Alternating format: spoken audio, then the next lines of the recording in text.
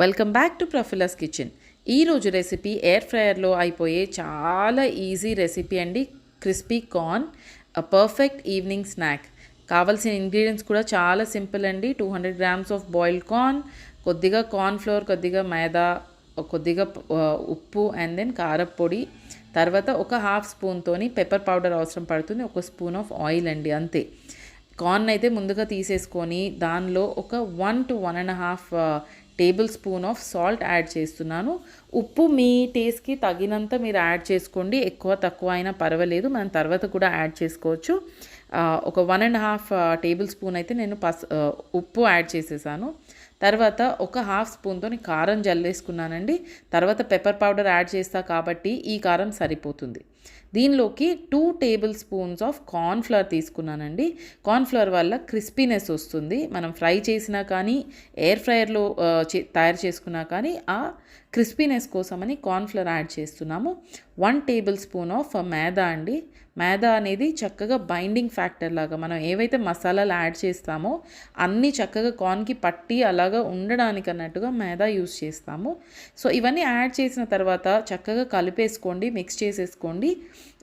దీనిలో నేను black pepper powder half tablespoon అయితే యాడ్ చేశాను. ఇంత సరిపోతుందండి. మరీ స్పైసీగా కావాలి అని అంటే మీరు ఇంకొద్దిగా యాడ్ చేసుకోండి. నేనైతే హాఫ్ స్పూన్ఫుల్ యాడ్ చేశాను. అది నీట్గా అంత కార్న్ అంతా మిక్స్ అయ్యేలాగా చక్కగా కలిపేసుకొని దానిలోకి మీకు కావాలి ఇంకా అంటే కొంచెం డ్రై అయిపోయింది కార్న్ అని అనిపిస్తే మాత్రం మీరు కొద్దిగా ఒక 3-4 డ్రాప్స్ ఆఫ్ వాటర్ యాడ్ చేయండి. ఒక table spoon of oil add చేయండి. ఇంతే పడుతుందండి ఆయిల్. ఎయిర్ ఫ్రైయర్ కాబట్టి ఎక్కువ ఆయిల్ పట్టదు. సో గిల్ట్ ఫ్రీగా తినేయచ్చు. సో మళ్ళీ ఒకసారి అంత కార్న్ అన్నిటికీ అంతా మిక్స్ అయ్యేలాగా చక్కగా మిక్స్ చేసేసుకుంటున్నానండి. అయిన తర్వాత నేను నా ఎయిర్ ఫ్రైయర్ని అయితే ప్రిపేర్ చేసి పెట్టుకున్నాను. ఒక 5 minutes 200 degreesలో ప్రీ హీట్ చేసుకున్నాను.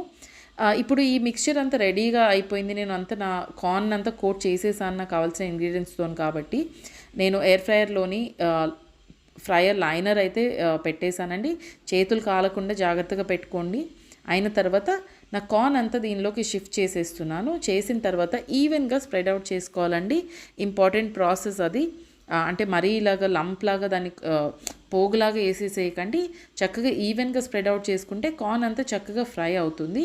ఇందాక చెప్పినట్టుగా 200 degrees 20 minutesలో అయితే పెట్టానండి అది ఫ్రైయింగ్కి. ఈ లోపుకి నాకు గార్నిషింగ్కి కావాల్సిన ఐటమ్స్ అయితే రెడీ చేసుకుంటున్నాను. ఒక ఉల్లిపాయని నేను సన్నగా తరిగి పెట్టుకున్నాను. తర్వాత ఒక టమాటో తీసుకుంటున్నాను. ఒక టమాటోని కూడా సన్నగా చాప్ చేసుకొని పెట్టుకోండి. అంటే మీరు చేసే కార్న్ క్వాంటిటీని బట్టి మీరు తీసుకోండి. నేను తీసుకున్న 200 గ్రామ్స్కి 1 ఆనియన్ ఒక టమాటో అయితే సరిపోతుంది. సో సన్నగా తరిగి పెట్టుకోండి. అని మరీ చంకీగా ఉంటే టేస్ట్కి తింటున్నప్పుడు అడ్డొచ్చేస్తాయి అన్నట్టుగా. సో ఇది ఒక బౌల్లోకి తీసేసుకుంటున్నానండి. ఆనియన్స్ కూడా యాడ్ చేసేసి ఒక కట్ట మన కొత్తిమీర అయితే తీసుకొని మళ్ళీ ఒకసారి ఫైన్గా చాప్ చేసుకోండి. కొత్తిమీర ఎప్పుడైనా గార్నిషింగ్కి మంచిగా టేస్ట్ రావడానికి, అరోమా రావడానికి చాలా బాగుంటుందండి. గార్నిషింగ్కి నేనైతే తప్పకుండా వాడే ఐటమ్ ఇది. సో ఒక చిన్న కట్ట ఆఫ్ కొత్తిమీర కూడా ఫైన్ చాప్ చేసేసుకున్నాను. అన్నీ ఒక బౌల్లో తీసుకొని ఒక హాఫ్ నింబు అయితే పిండేశానండి. మన చాట్ టేస్ట్ వస్తుంది. ఆ లోపుకి నా కార్న్ అయితే క్రిస్పీ అయిపోయిందండి. 20 minutes కన్నా ఎక్కువ పట్టదు. ఇలాగ దాన్ని ప్రెస్ చేసినప్పుడు ఇలాగ కరకరలాడుతూ చక్కగా వస్తుందండి ఫ్రై అయ్యి. యాజ్ గుడ్ యాజ్ మనం నూనెలో వేయించుకున్నంత బాగా అయితే వచ్చేస్తుంది. సో అదంతా ఇప్పుడు నేను చేసుకున్న గార్నిషింగ్ ఉల్లిపాయ, టమాటో అండ్ కొత్తిమీర గార్నిషింగ్లోని మిక్స్ చేసేసి ఈ పాయింట్లో మీకు కావాలంటే సాల్ట్ యాడ్ చేసుకోండి. ఇంకొద్దిగా కారం కావాలని యాడ్ చేసుకోండి. సర్వ్ చేసి ఒక మంచి మూవీ చూస్తూ ఇది తింటే ఉండే ఆనందమే వేరబ్బా. Signing off Prafulla's kitchen. మళ్ళీ నెక్స్ట్ రెసిపీతో కలుద్దామండి.